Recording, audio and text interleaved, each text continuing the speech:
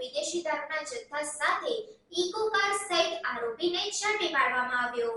સુરેન્દ્રનગર જિલ્લા પોલીસ વડા ડોક્ટર ગિરીશ પંડ્યાના માર્ગદર્શન હેઠળ ધ્રાંગધ્રા નાયબ પોલીસ અધિક્ષક જી.ડી. પુરોહિતની સૂચનાથી નાયબ પોલીસ અધિક્ષક સ્પેશિયલ સ્ક્વોડ શહેરી વિસ્તારમાં પેટ્રોલિંગમાં હોય તે સમયે પોલીસ કોન્સ્ટેબલ નરેશભાઈ ભોજિયાને મળેલ બાતમીના આધારે ધ્રાંગધ્રા આંબેડકર નગર પાસે આવેલ જીન પાસે police head constable Soyabbhai Makrani, police constable Mayurbhai Chavda, Nareshbhai Bhojiya અને નિલેશકુમાર પિત્રોડા વોચ ગોઠવી શંકાસ્પદ આવતી ઇકો કારને રોકી તેમાં તલાશી કરતા ભારતીય બનાવટની વિદેશી દારૂની 166 નંગ બોટલ મળી આવેલ, જેની કુલ કિંમત ₹49,800 તથા ઇકો કાર જેની કુલ કિંમત ₹2 લાખ સહિત કુલ ₹2,49,800ના મુદ્દામાલ સાથે ઇકો ચાલક વિજયભાઈ સાગઠિયાને ઝડપી પાડેલ।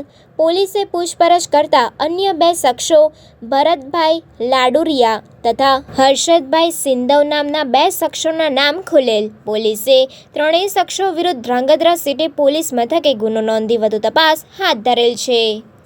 Reporter Rutul Kumar Dhamecha, secular Gujarat news, Dhrangadhra. સમાચારોની અવનવી અપડેટ્સ માટે જોતા રહો સેક્યુલર ગુજરાત ન્યૂઝ।